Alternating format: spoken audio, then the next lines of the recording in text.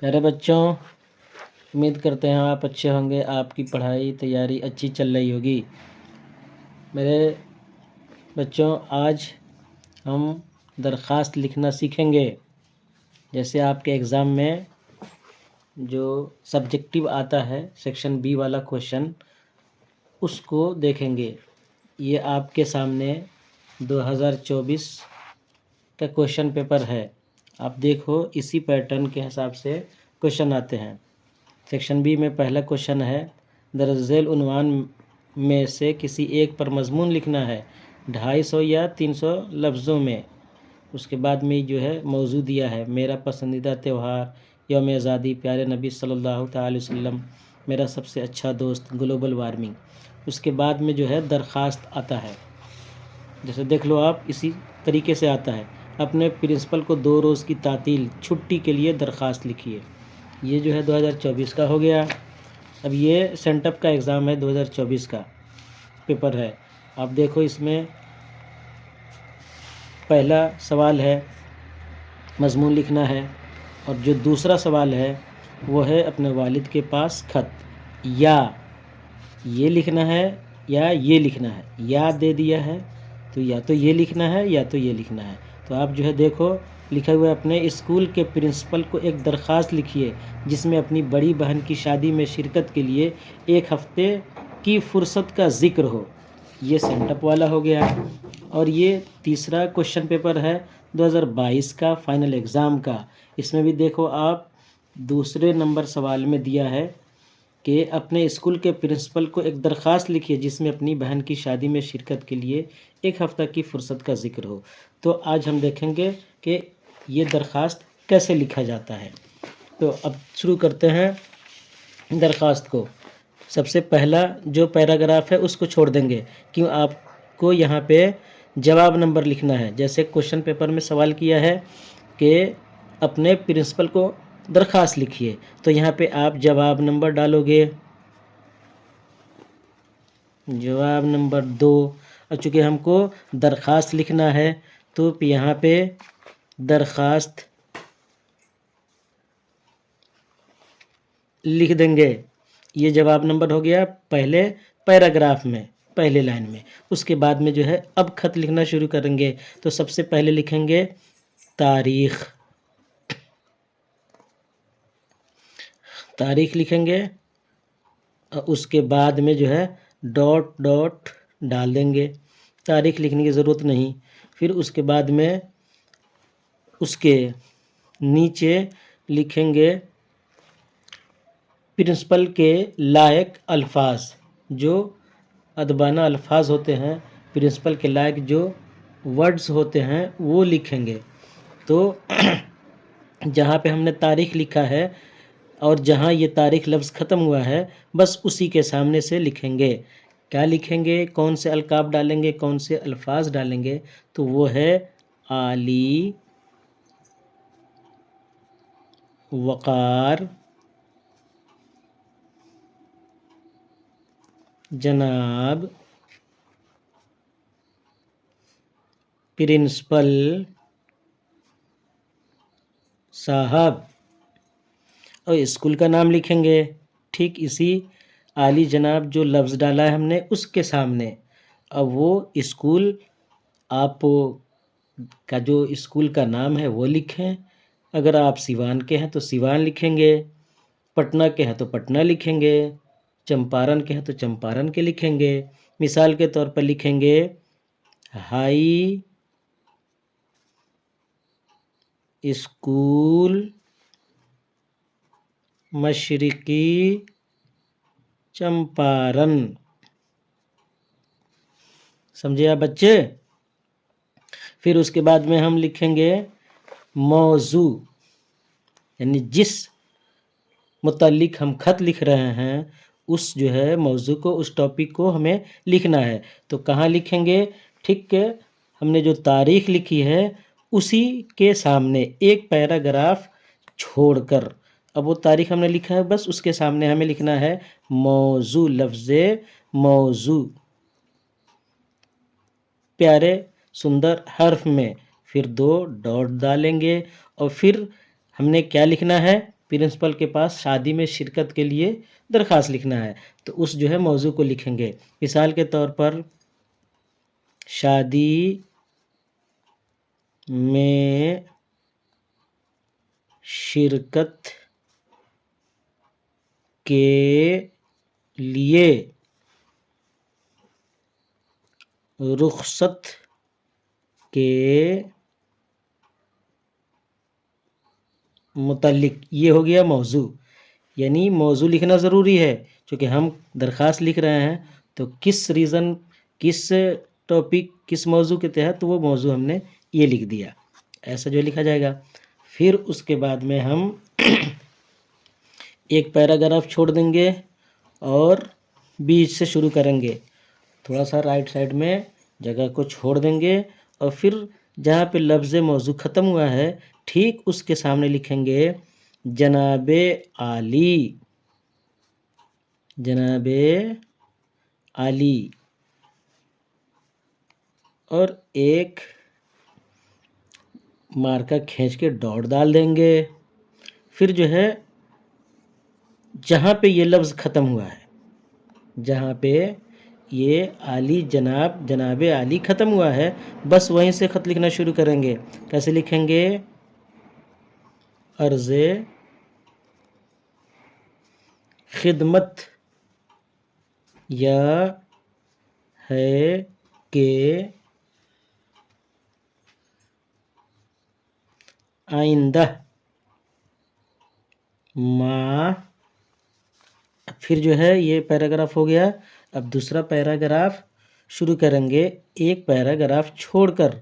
कहाँ से शुरू करेंगे? जहाँ से हमने जनाबे आली लिखा है उसके सामने से लिखेंगे मेरे बड़े भाई की शादी की तकरीब है। अब ये शादी की तकरीब, तकरीब मीन्स होता है फंक्शन, प्रोग्राम, तो हम एक सुंदर सा लफ्ज़ डालेंगे, मेरे बड़े भाई की शादी की तकरीब है, यानी कि शादी का फंक्शन है, शादी का प्रोग्राम है। ये हो गया। फिर आगे लफ्ज़ डालेंगे जिसमें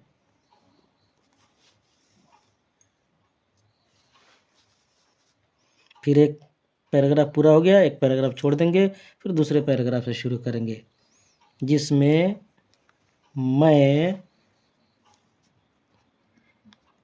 एक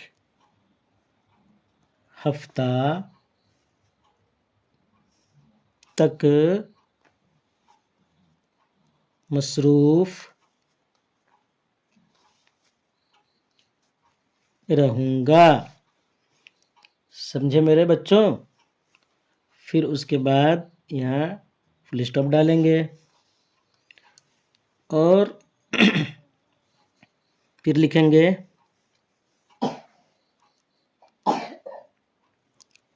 और उस दौरान मैं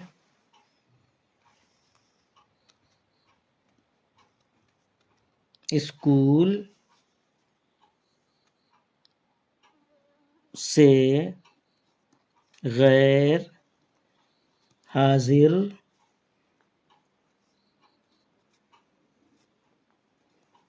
रहूँगा। फिर यहाँ पे जुमला ख़त्म होगा, फुल स्टॉप डालेंगे और फिर लिखेंगे। अब यह क्या लिखेंगे? आप इसलिए भी लिख सकते हो, इसलिए भी लिख सकता है आदमी, या लिहाजा भी लिख सकते हैं। दोनों का सेम माना है, इसलिए लिहाजा दोनों लिख सकते हैं। आप इसलिए लिख दो यहाँ पे, या फिर इसको ना लिखकर लिहाजा लिख दो। दोनों लफ्ज़ सही है, दोनों का सेम माना होता है। लिखेंगे लिहाजा या इसलिए। हुजूर वाला, हुजूर वाला से इल्तिमास है कि मुझे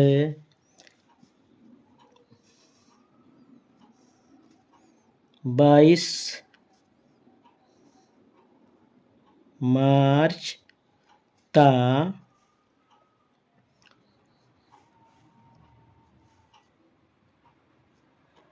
28 मार्च 2024 तक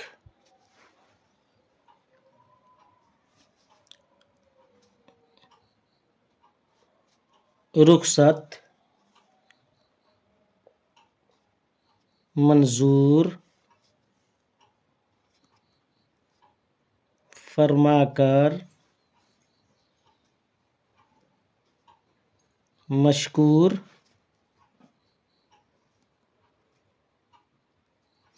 फरमाएं। जैसे रुखसत मीन्स छुट्टी, मंजूर माने कबूल करना, और कबूल फरमाकर मंजूर फरमाकर। अब मशकूर फरमाएं, मशकूर फरमाएं मतलब शुक्रिया का मौका दें। मशकूर मीन्स होता है शुक्रिया का मौका फरमाएं, यानी शुक्रिया अदा करने का मौका इनायत फरमाएं। ये हो गया। फिर जो है ख़त्म करेंगे, किस लफ्ज़ से ख़त्म करेंगे? यहाँ मशकूर फरमाएं लिख देंगे और फिर यहाँ लिखेंगे करम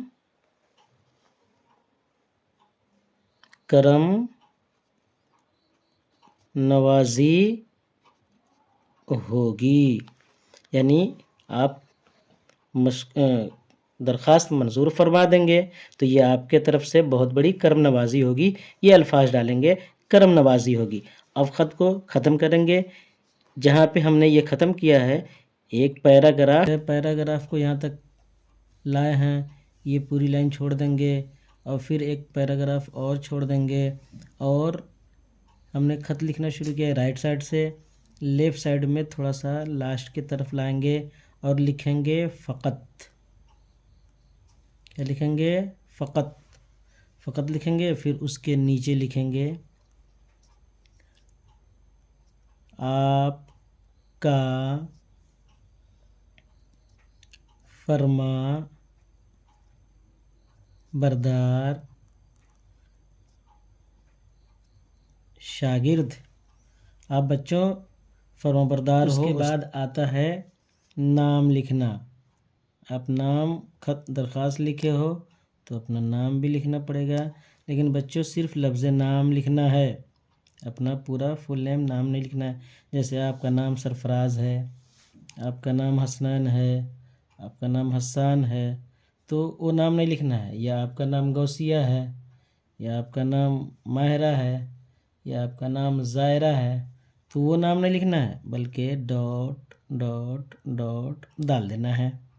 फिर उसके बाद में लिखना है दर्जा, दर्जा लिखना है। और फिर जो है दर्जा में आपको क्या लिखना है? दहुम लिखना है।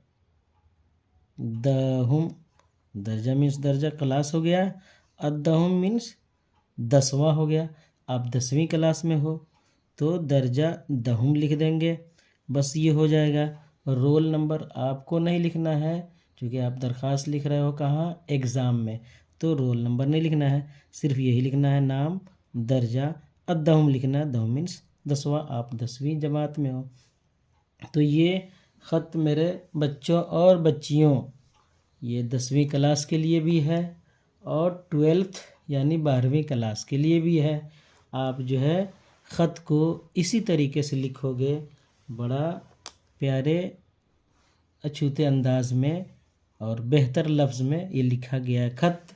अगर आप इस जो है पैटर्न पे लिखोगे ख़त तो आपको 5 नंबर कन्फर्म है। अब वीडियो को समाप्त करते हैं, लेकिन आपसे एक प्यारा सा इल्तिमास है, गुजारिश है कि अगर आपको ये वीडियो अच्छी लगे तो आप इससे जुड़ जाएं और फिर इससे सब्सक्राइब भी कर दें, लाइक करें, आपका मन करे तो, दिल करे तो, और अपने दोस्त को कि आप जैसे इस पैटर्न पे मेन एग्ज़ाम में ख़त लिखकर 5 नंबर लेना चाहते हैं, वैसे ही आपके दोस्त अहबाब को शेयर कर देंगे तो आपके ख़ास जो दोस्त होंगे उनको भी ऐसे ख़त लिखने का तरीका मालूम हो जाएगा, तो उन्हें भी 5 नंबर मिलेंगे। फिर एक अच्छे दूसरे टॉपिक के ख़त के साथ आपके सामने हाजिर आएंगे। तब तक के लिए खुदा हाफिज़।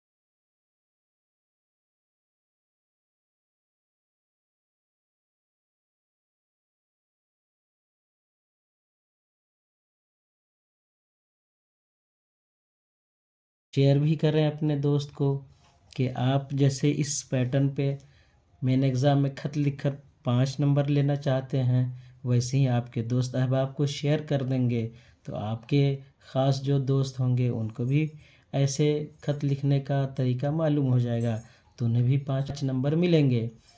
फिर एक अच्छे दूसरे टॉपिक के ख़त के साथ आपके सामने हाजिर आएंगे। तब तक के लिए खुदा हाफिज़।